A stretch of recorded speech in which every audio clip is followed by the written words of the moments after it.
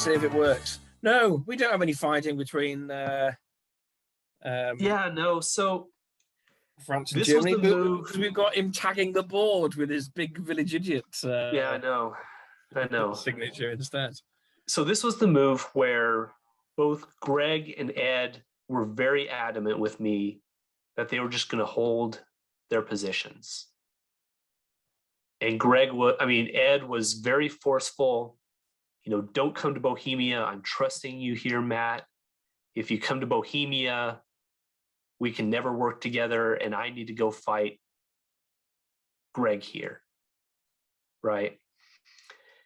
And John comes to me at the 11th hour and tells me all their moves. And so he didn't know exactly what their moves were, except that they were coming at me. Okay. Right. Because this is actually quite a nice set of orders here in the middle. Right. Because that could easily go a bit wrong. I mean, if I had set and held here, right, you can see what the position would have been like. For me, it would have been horrible. And so, we talked about this, and John said, I'm going to go ahead and do what they've asked me to do. I'm going to support Ed down into Ukraine, but our goal was to go down there to then just pop it in the fall. You let you're seeding Romania in the spring to then take it back and get rid of an army in the fall. Right. I think that was a horrible risk to take by John, because he basically just gave up Sev here if Ed had chosen to take it. Right, and Ed talked later about regretting that decision. That would have buttoned up the game. Yeah, but at this point here, Greg and Ed don't know that the two of us are talking. Right, this keeps up all the appearances that John's doing what they want him to do. But by bouncing all of those things, it really kept open the option of Greg and Ed realizing that they're going to need to fight if they can get the jump on me. Yeah. So this was another way to try and supercharge Ed a little bit so that Greg would pull back and fight him. Right, because where is Greg going to get his 10th or his 10th dot, and Germany's going up to 11, right? Well, or so he thinks. That's what we thought, yeah. So this wasn't a case like before, like the Romania gate previously, where John told Ed he wasn't going to support him in there. Right. He kept this set of moves to himself, right? Yeah, this was the plan. He thought he was getting support to Serbia. Yes. I mean, that would have been game over, presumably. So right. If you and John had agreed on this, that what you were doing was popping Romania, why did you... Was Budapest supporting Serbia to Rome? Was that just appearances? No. This was another case of John changing things on his own. Okay. He was supposed to support himself from Aegean into Greece, actually. And I was to take back Romania. Huh. Now, I don't know if that was the right thing to do, but that was better than it was better than vacating Sev. Yeah. So yeah, this was another case where, John took it on himself for the betterment of both of us, right? As he would put it. To change things up and surprise me. And Greg was adamant that he wasn't going to be coming down into North Africa. I think that was this turn here. Right, that he was going to go back up the English Channel and be able to take on Ed here. So was it 1903 or 1904 when Greg built a fleet of Marseille? Like 1905, maybe. 1906, even. No, 1905. So basically, from 1905 all the way on until 1909, when you guys started working out deals about Tunis and Munich, Yeah. All Greg did to you all game was lie. Yeah, I mean, yeah, we had a lot of agreements, you know, and we would just check in with each other each year that we're not going to violate our DMZs, right? So, you know, we didn't really talk a lot beyond that. Like we didn't talk about his moves up against in the north, right? That wasn't something we really talked about. So we had that DMZ until 1905, and then he violated that, and I rotated back to try and defend against him. And every season thereafter, he's like, all you've got to do is this, and I'll go fight Ed. And he was lying every single season. Yes. This, Eric, you can remind me of this when we talk to Greg, but this is where I feel Greg let it slip. I'm just thinking, like, this fleet, especially with this movement here from the German fleet going from St. Petersburg North Coast into Norway, so he's got 3 on 2. Even if Mao holds there, I think maybe there's still a front. And I think that, you know, I think that Greg did expect me to bounce him again. You know, our negotiations, they started breaking down when he started coming into the Med in force. I didn't really want to talk to Greg much at this point. So especially after back in the spring, they had both been very adamant that they weren't going to do any moves at all in my direction, right? I didn't want to work with them. He's got 9 units, and he's trying to shove 4 of them down your throat and doing Mickey Mouse bounces with Ed in the north. There's no relationship left. But to be fair, I mean, I am the board leader at this point because I still win the ties. Yeah. Right. But I'm being beset on all sides, and, you know, just trying to play defense here. So my thought here was that he was probably going to go for a Tyranian and try and knock me out there. So that's why I didn't try and bounce anything. Yeah. Yeah. Was Greece arranged? This bounce. So that was John was supposed to use Bulgaria he's supposed to support himself in. Okay. Yeah. Aegean into Greece. Okay. So the double attack plus this was to make sure he had to use a certain number of units for each one. Yeah. Okay, so yeah. So you ended up disbanding Tuscany here.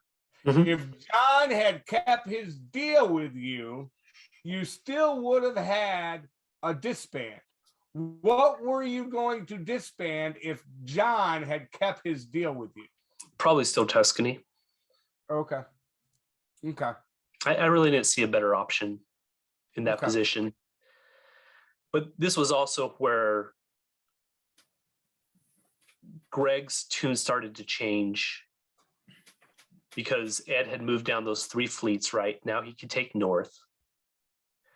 So now Greg's tune changed and said, basically, I'm going back now. You know, I would appreciate if you disband fleet in Tuscany. But he wasn't going to keep coming after me. And Ed was saying, you know, I'm going to finally go fight Greg, you know, in 1908. So I was still hopeful that was going to happen. But as expected, you know, John was starting to get bigger behind me now, right? I still didn't have very many good paths in this game. I think it was about this time where I started making noises in our videos about you telling Greg that, or threatening to Greg that you were going to throw to John. No, that I was never going to do anything like that. There was a lot of talk, you know, from Ed especially about throwing. Yeah. To Greg. Which direction? Okay.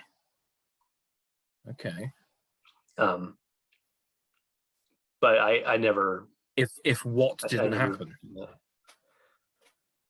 Like when I took Munich, for example.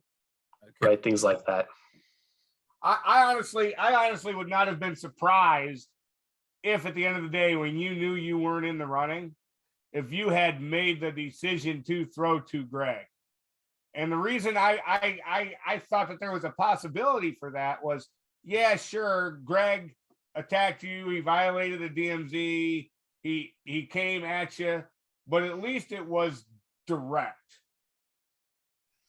Dealing with all of Ed's Mickey Mouse, ticky-tacky, cutesy stuff in the East would have driven me nuts. Yeah, that was part of it, but also a lot of this was, Greg really pushing for me to help John rebound. And if I did that, then he was going to pull off. And you can look at the way the board is right now. Greg hasn't pulled a single unit back. Yeah. Despite that pitch, that was really frustrating. He threw one in since he first made that promise. Yes.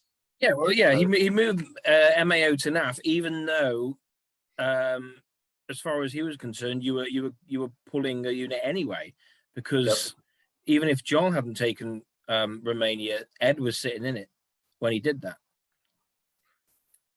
Right. This was all, from my perspective, Greg just trying to take advantage of the position and selling me a story just like Ed was trying to sell me a story the whole time. So it wasn't a case of where I preferred one of the two of them over the other.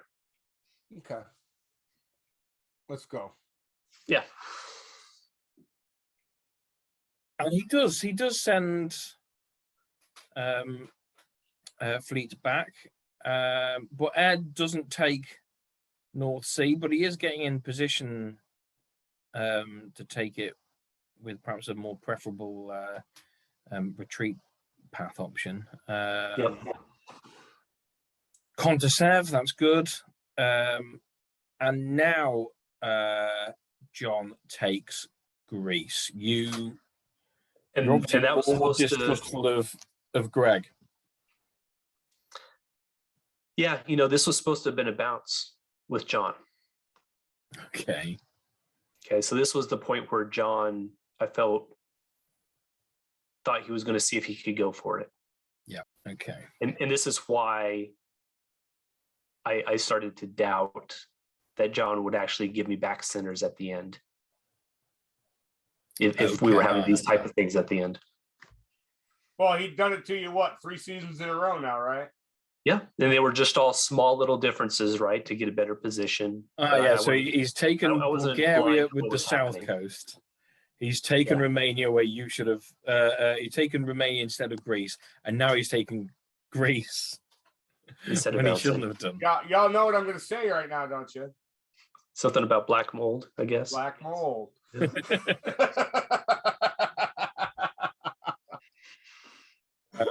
And it was fun to see because, we'd seen him sort of trapped in the corner for so long and butting heads against the fleet Romania or against a double supported Sevastopol. Yeah. It was actually very interesting for us to watch this because at this point we'd already done our post elimination interview with Spencer. And we'd already received feedback that John was taking some of my commentary personally. And allow me to assure all of our tens of viewers who are watching this video, no one should ever take anything that I say ever personally, because I just don't rate. Or indeed seriously. Nothing but love, Chris. Nothing but love. Okay, but you do trust Greg enough to leave Venice. I felt like this was the move where things were serious about conflict between the two of them, and this is why I moved up to where I could have that opportunity to take Munich. So this was your goal. This wasn't put a defensive lineup. This is I'm going to go and try and take Munich. Yeah. Okay. Well, it's the first time. I know you were bigger earlier, but the difference between then and now is you truly are self-sustaining on 3 different fronts at this point.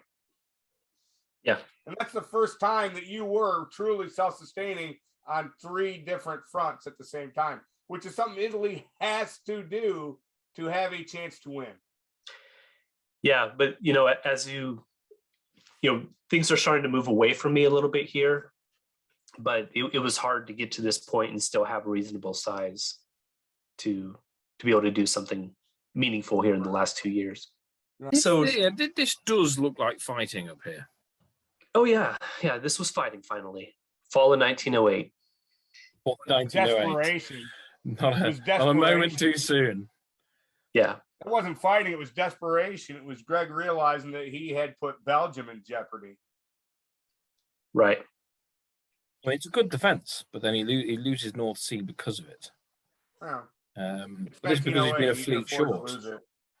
It had no business being in North Africa. It should have been in English Channel along. No, it should have been in Norwegian. Yeah. It should have gone mad and mad in Norwegian. But taking Munich was planned here. John wasn't happy about me coming down into Albania. But I felt like that was the type of defensive move I had to do here, to even have a shot at holding even this line here, right? Well, this was the first time. This was the first time in 4 seasons straight that he didn't try to creep on you. Mm-hmm. Yeah, but he, like I said, he did tip me off to a lot of the moves. There was a lot of coordination between the two of us. But I also felt like I couldn't leave myself open anymore. I had to at this point here be sure that John knew he wasn't going to gain more centers off of me easily. So he didn't feel like he still had a shot to win the game here. So it wasn't you being angry. You're just wary. You're like, okay, right. But you've had your inch/mile. Yeah. You're doing now what you could have accomplished by parking that fleet in Greece instead of leaving it in Ionian. True. Yeah. But yeah, then he would have had 3 on it also, and I still had Greg to worry about. So it wasn't an easy decision. Well, I'm not saying you made a mistake. I'm just saying that my focus here in my commentary is what a heart-rending pain in the ass it is to deal with any turkey at the end of a game that can't do much for you, but you really can't deal with him because, as I tell my allies all the time, hey, buddy, the front's that way. Yeah. And, especially with that turkey is Eric Grinnell. Am I right? Way. And that's what dealing with any turkey that you don't kill by 1904. That's what they're always like at the end of the game. Yep. The strength of the Ottomans. But yeah, was there any talk? As often as I tell people they can't read a map, I tell them, "Hey, the front's that way." Was there any talk about hitting Warsaw to get Ukraine, or was you were just always going to hit Silesia? I had to hit Silesia so I could guarantee Munich. To not pull. If Ruhr holds Munich here, what do you pull? Do you think? Greg was always going to tap Ruhr. That was our agreement. Okay. All right. So this is in agreement. Chris. That's why Galicia cut Silesia and didn't support John into Ukraine. That cut Silesia was the only way to guarantee Munich. Plus, I didn't want Greg. I didn't want Ed to rebuild either back in Kiel. If we had popped the army there. Yeah. The other option is Romania taps Ukraine and Sev bounces Moscow out. Was that ever talked about, or was he worried about you taking Romania? I think John was focused on just playing defense here. Okay. He didn't know what you were going to do. John here was most worried about not getting counterattacked by Matt. Right. And the shoe's on the other foot, Mr. Anderson.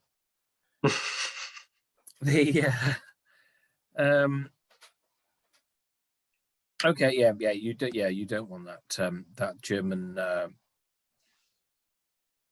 rebuild. Yeah. Let's have a look. And we're on, I mean, this is the closest the game gets us, apart from the start, I guess. We did 9997 is, I mean, it's hard for Turkey to do it from here, but it's possible. If you decide to make it happen, it can happen. But again, but I'm still the I'm still the board leader here, right? I'm not thinking to throw to Turkey or anything like that. No, yeah. I never thought of this as 9997 because I didn't see a way for you to keep Munich. Right.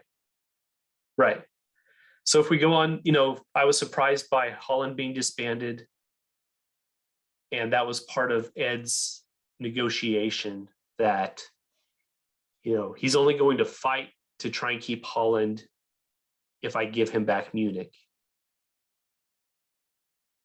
That was what Ed was really harping on, and we had a lot of disagreements about this. But I made this switch because I felt like I couldn't hold Munich in the long term. Okay. And so I had to go for Romania, Bulgaria, or Greece, or try for all three of those. And that this was, and I didn't believe that Ed and John could get back on the same page with each other. And that was a big miscalculation by me. Yeah. There's Greg coming back at you. Greg comes back at me. And I expected a convoy to Tuscany, as you can see, so I pulled myself out of position. I expected that convoy to Tuscany all game. Well, we talked a lot about it. Even Greg and I did, right? So it wasn't like it would have been something unexpected, right? That was something we talked a lot about. Like a don't you dare, oh no. Kind of, but he didn't have that many armies back home ever, right? That would have given Ed a big opportunity to go take Burgundy, right? So less so with you sitting in Munich, but yeah. And that was part of why at this point here is why I went and covered Tuscany instead of earlier in the game. And Ed's telling me that Greg's going to keep coming for me, but he'll work to defend Holland, and he'll give me Romania in exchange for Munich. And, that we'll finish 1-2 on this board, basically. So Ed was offering you one of John's dots in return for one of your dots. That's a half a dot gain. So you went from 9-9 to 10-9. Right. Wasn't that kind of you saying at that point in the game, okay, I'm not going to win this? I didn't believe so, because I felt like Greg could still get a dot off of Ed. Okay. And I had the opportunity for Bulgaria and Greece. Okay. Okay. So that was my play here. And basically, John was upset with this, as I, would understand, because he said, okay, well, you've decided to try and fight me for these dots that I would just turn over to you at the end of the game. They were your dots to begin with. I know. Return the dots to me. I don't know how you put it, but yeah, I don't blame you for not buying that. I felt like I had to try and make this push and count on Germany and Turkey. I mean, because this wasn't a good move that Germany did to Turkey either, right? By supporting me into Romania.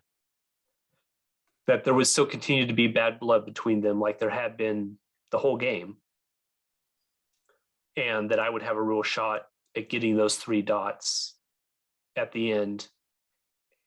And I had a better shot at doing that than holding Munich long term. Well, your chance of keeping Munich long term was 0. So yeah. Right.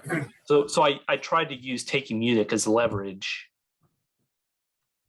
be able to take those ball contenders that I felt I needed to top the board. Draw edge units back. Yeah. So, Yeah. All right. but as you can see, Which screen do you want me on?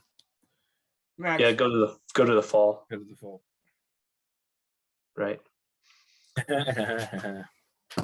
What? Ed's a total bastard. Yeah.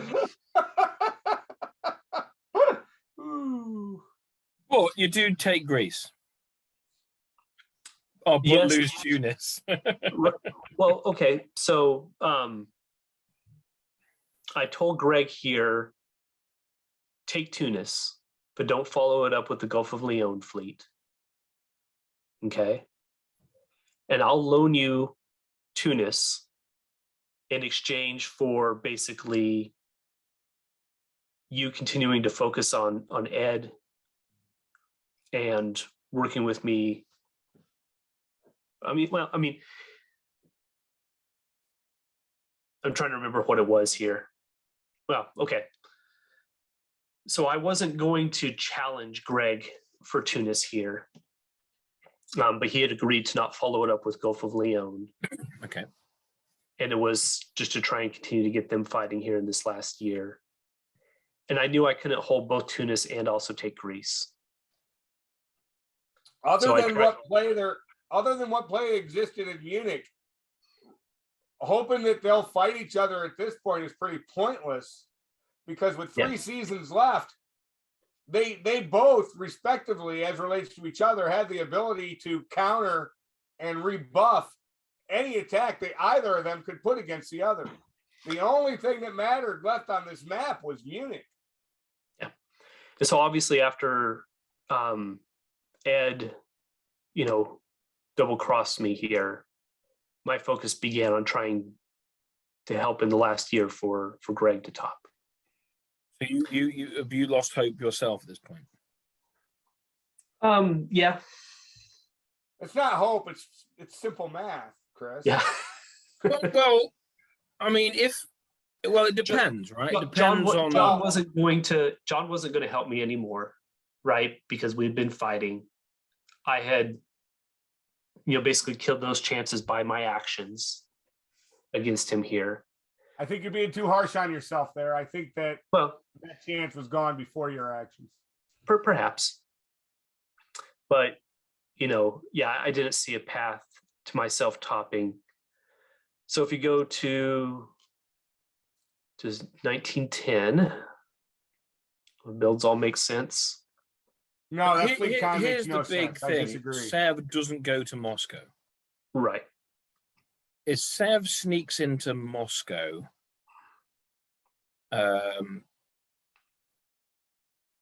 that give it to Greg? But I mean, John's sort of kingmaker this year. Mm-hmm. He can give it to anyone he wants, right? Right, but I think even as late at this point is John was still looking for what he could accomplish of going up to second place here.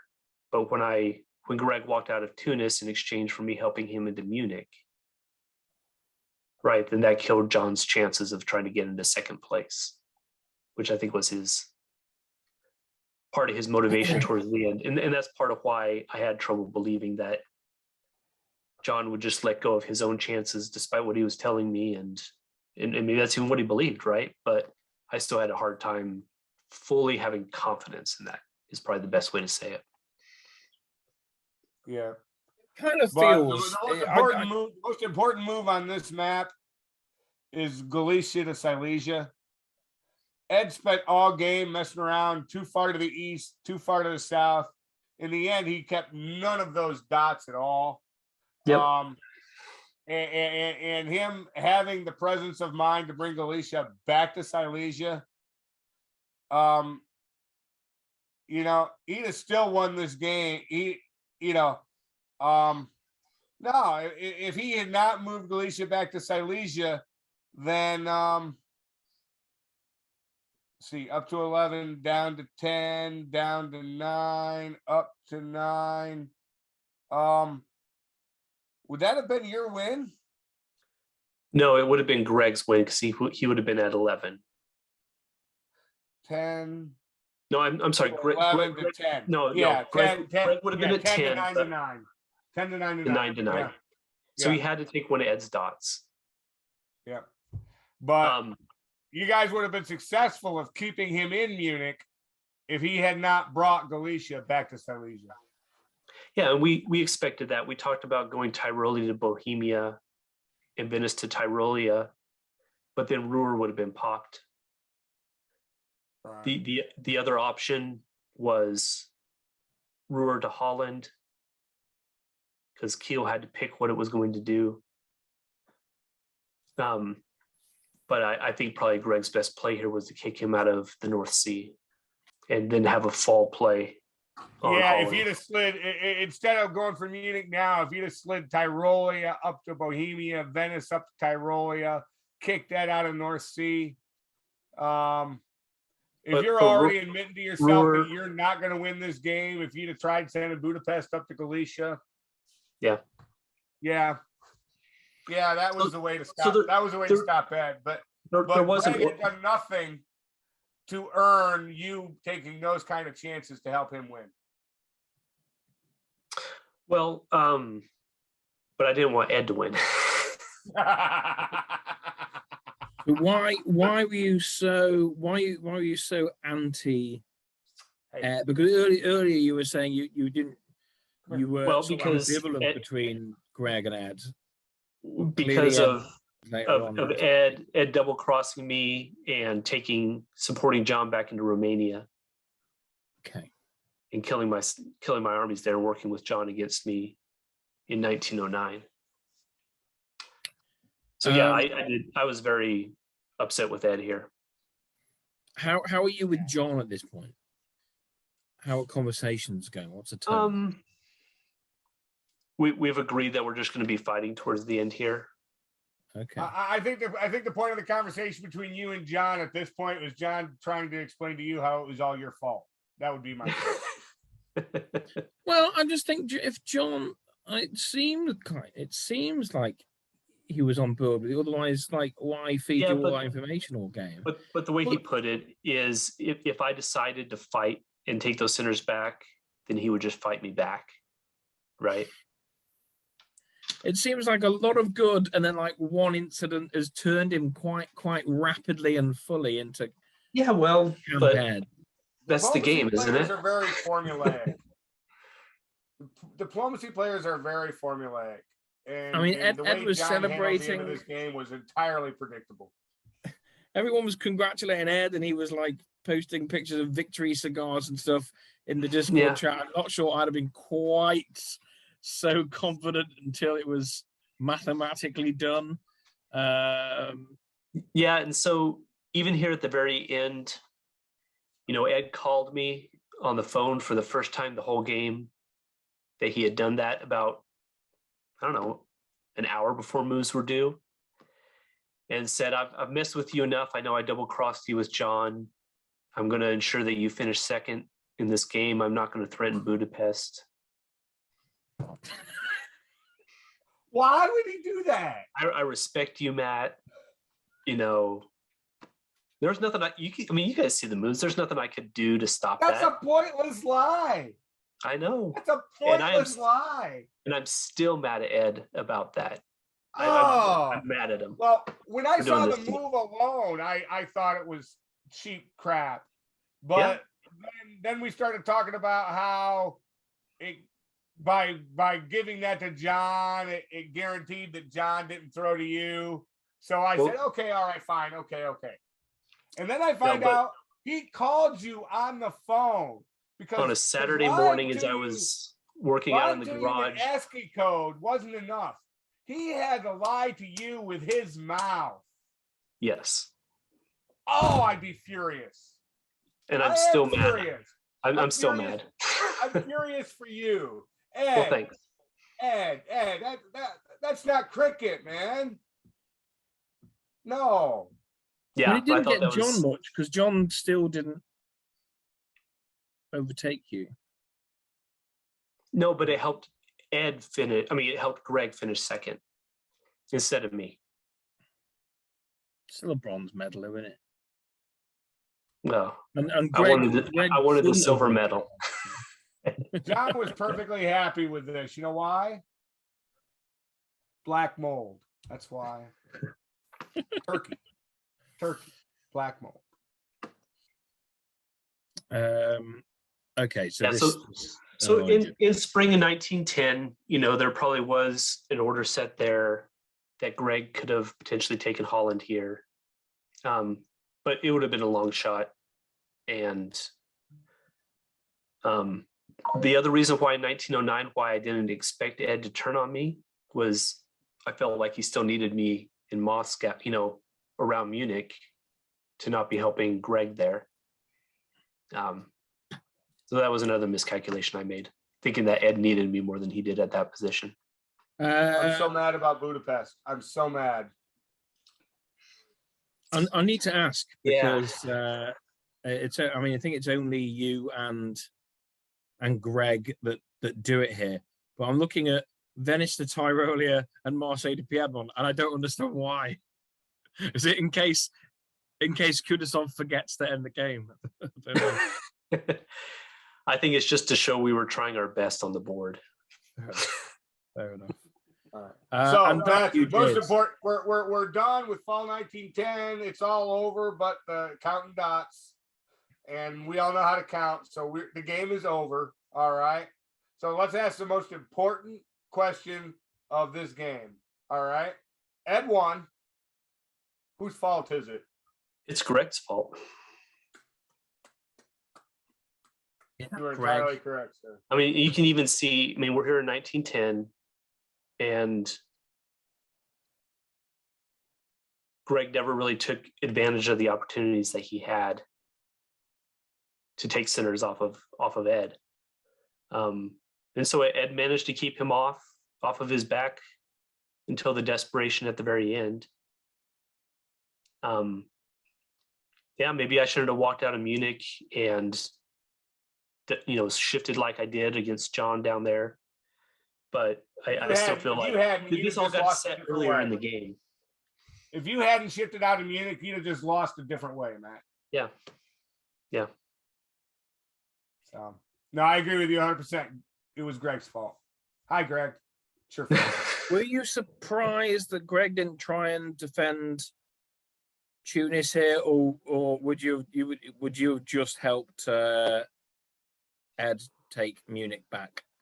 Yeah. I mean, Ed still had to come down and cover Silesia.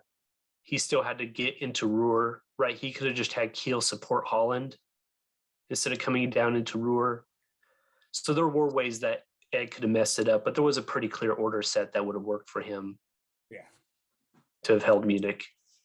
So we knew it was still a long shot for Greg to hold Munich there. I tried to get him. Greg could have held Tunis. He could have, but he still loses in a tie to Ed. And of course he does. So that's why that. So it didn't matter to him to hold Tunis. Right. Let's have a bit of fun now. Moving on from the.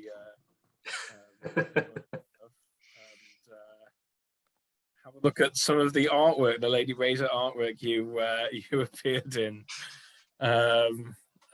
during this game, and this was the first one as a result. The last time we chatted, I think we had a distant cameo earlier on in the video here, but we have the boardmaster. Silence Fufu while I prepare the laser cutting device. Are you a Bond villain? Dog, man? Sorry, what was that, Eric? Do you own a dog, or is that just a complete fiction?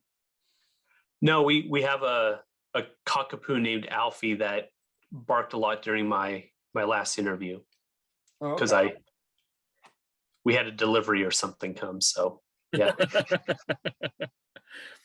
That doesn't look like a cockapoo. That looks like a cross between a Lhasa Apso and a Shih Tzu. Yeah, I mean, he never I saw call the it that dog. because then you can call the dog on lots of shit.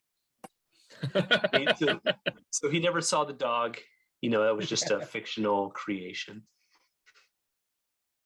Yeah, you are very Bond villain-like here. Are you, and you do have quite a calm demeanor. Is that the way you treat your enemies? Just is this what Ed's going to look forward to now? I guess Ed will. He'll learn what's coming for him, I guess. No, Matt, Mr. Sullivan, I expect you to die. You're both calm and jovial. You remind me of Jim O'Kelly. Yeah, I have not actually met Jim, but I don't think he plays in the hobby much anymore, unfortunately. Okay. I really miss Jim O'Kelly. Chicago legend, if I'm not mistaken. Am I right? A what? Chicago legend. He's the only true Chicago legend. Everyone else is an imposter. Here we go. This one's slightly different because these are like the board characters that Lady Razor uses from time to time. But he's clearly sort of getting a message over here. There was a point where you were sort of playing sort of slow, but then you just had a lot of options appear all of a sudden. The Italian suspects just act normal. No one suspects you. Did you feel in that sort of early part of the game that the world was your oyster? I did feel that way. I felt like I had really good relationships with pretty much everybody around me. And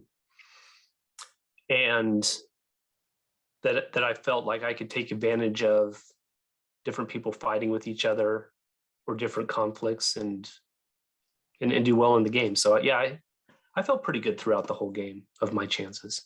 I had to look this movie up though to see what this was talking about, and yeah, I think it makes sense. Not seen The Usual Suspects. My word. No spoilers. Yeah. This is one of my favorites in the game. We talked earlier about that Jordan trying to get you all to go after France and didn't end well. Well, I think it's really Ed's fault. Well, from what you've said, that seemed to ring true. It was he. I mean, it's very difficult if Germany's not on side. I went to Piedmont. I moved my fleet down into Tunis. I was going after France. That was my game. I was working to have an alliance with both Jordan and Ed, and then Ed decided he wanted something different, and that's really what changed the story. I just want to repeat, that is not what exit wounds look like.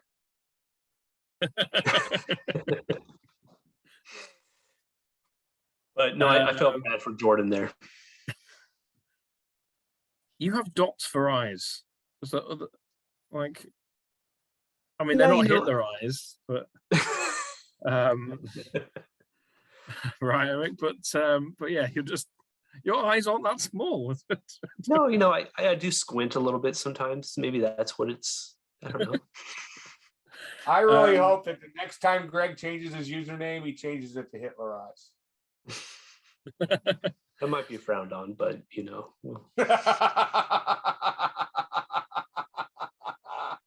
I'm trying to remember what year this was drawn up, but yeah, I think this is around when we were like 9997 or something like that. Where we were all pretty close, but Greg's position was a lot better against Ed at that point in time. But you look pretty commanding here yourself. Is that fair, or did you not feel that way at the time? Yeah, I felt like I was still trapped a little bit too much in the middle. But I talked to Ed about this, and I said he had you down there pulling the chariot because you're the strongest one out of us, and the most able to pull the chariot like this. So I tried to make Ed feel better after this. With pigtails. It's real hard to put a positive spin on sticking a bit in a man's mouth. Okay, it's one very small step away from a ball gag. Hey, I tried. Bet you wish you hadn't bothered now. True. And there's something else I wanted to show because it's only right because this is your handiwork. Let's ignore the name at the Cover that bottom. up. Maybe I should have airbrushed that out before I added it to the PowerPoint. Just tell us a bit about your the way you make this, because this is brilliant. Yeah, the semifinal game, I was a close ally with Powa. I know you guys reviewed that game. I think if anybody goes back and looks at the after action report, you can get a good feel for why things went the way they were.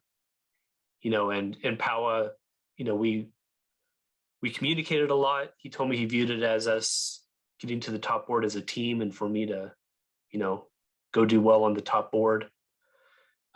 Really felt like we had a good relationship, and was really heartbroken by the news we got. And so that was the motivation to create this. I have a laser etcher that cuts the pieces out of wood, and then a plexiglass piece in the middle that etches the Nexus logo on there. And this was really just a way for us to commemorate Powa and the loss, and how he's missed by the community. And so I think the vision is to be providing these for the Nexus tournaments, hopefully moving forward, and have this be a way to continue on his memory.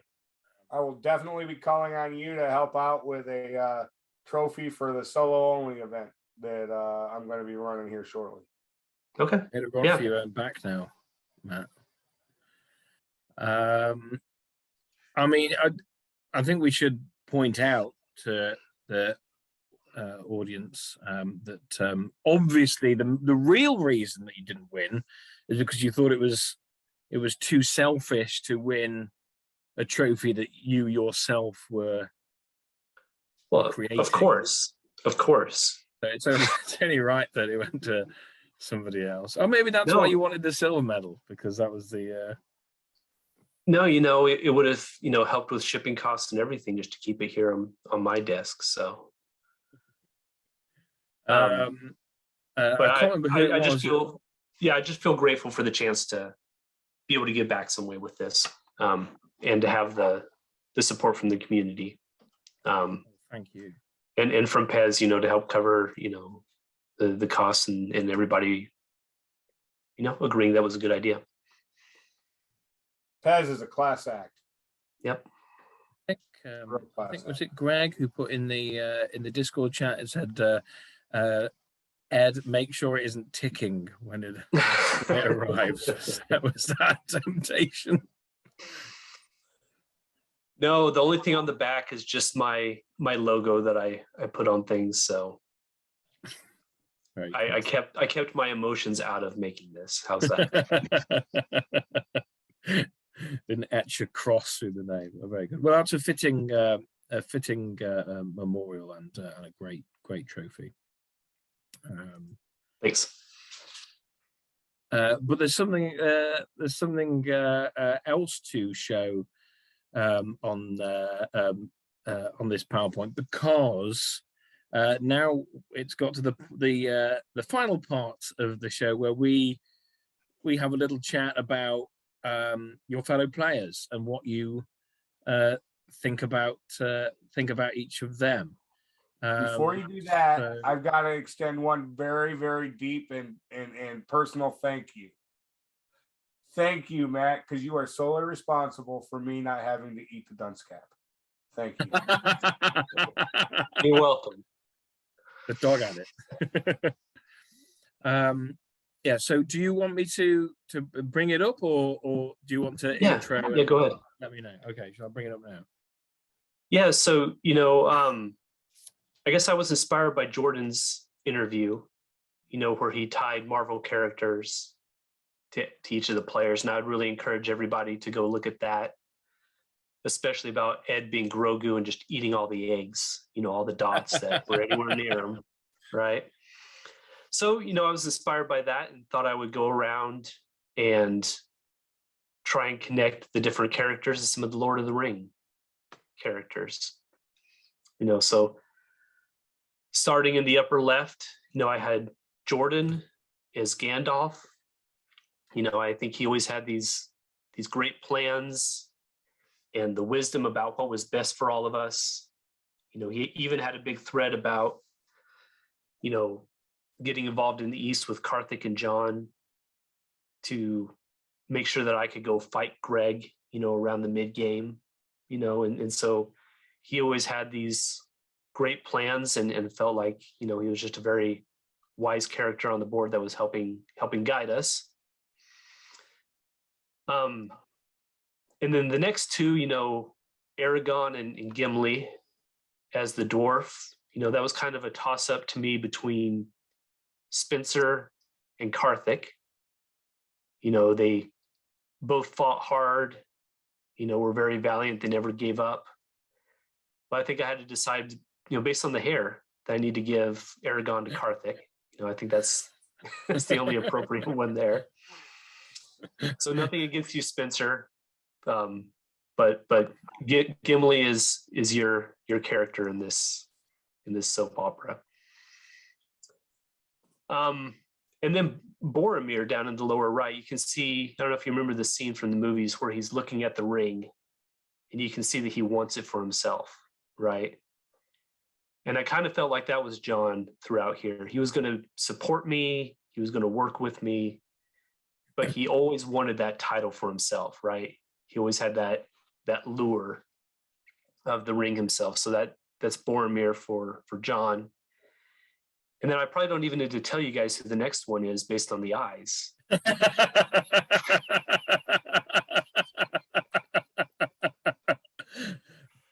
So I came across that and I thought, well, that's Greg. So he was the other wizard out there in the West, but him violating our DMZs. Hitler Isengard. That's right. Him violating our DMZs, showed me his mean side of trying to put the pressure on me. So that's Saruman for Greg. And then I'm Frodo in this, right? I tried to carry the ring, but I didn't have, was it Samwise that carried him to the volcano, right? I didn't have anybody to carry me, so I just died out there on the plains of Mordor somewhere. So that's the alternate history is, I just died there. And then we got one character left. If you go to the next slide. I think we know this is coming. That's Greg. That's Ed. Sorry. You could have made Ed the dragon too, That too. But I felt this was, Ed would have, so many different sides to his personality throughout the game that you never really quite knew who you were talking to.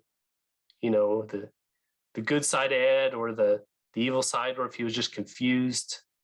Oh, I see. So we've got Gollum and Schmeagol here. I got you. Yeah, we got all those different sides of his personality. So, Ed, this is one of my gifts back to you. This is a much better dig. Much better. The dragon might be taken as a compliment, and we wouldn't want that. You don't want compliments. So dare I ask, which side did Greg see most of the game, and which side did you see most of the game? I don't know. I mean, with Ed, it seemed to kind of change every turn about what side of his personality he would be, and he was not above making one deal to go and grab a dot right back for himself. So, Stretchy fat hobbitses. Well, it's been there you go. Wonderful chatting to you, Matt. Thank you very, very much indeed for your time and coming to have a chat with us. It's been enlightening to see things from your perspective and just how that game unfolded.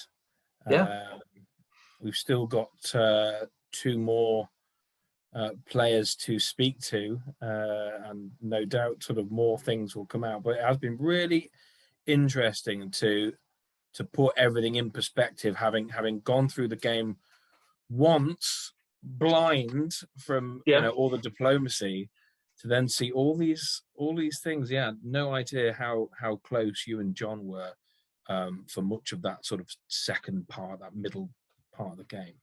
Yeah. Commiserations that you didn't manage to win, or indeed get that second place, but third place out of, I don't know how many people entered this tournament, 130 or something. That's not bad. Yeah, that's not bad at all. You're gonna play season 8, right? I'm planning on playing season 8. See you in the autumn. Brilliant. Thank you very much. Any final words of wisdom from either of you? Well, I guess one thing I want to say is just thanks to you guys for all the work that you've done on, reviewing the game and all these interviews. I think it's been really great and a good tool to help people learn the game and the depth, right, that can go into negotiations beyond just looking at the moves on the board. So I'm glad we're doing these interviews. I think it's good.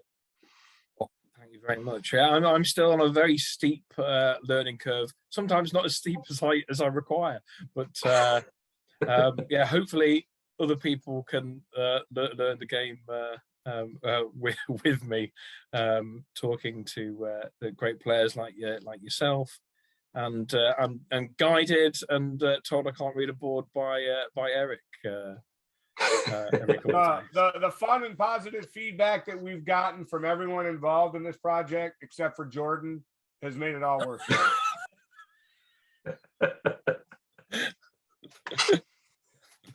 Still need to do his semi-final. Yeah. I'm thinking November. No, we'll be playing season 8 by then. Well, chaps, thank you very much, and thank you guys for watching. All right. Thank you guys for your time. Thank you, Matt.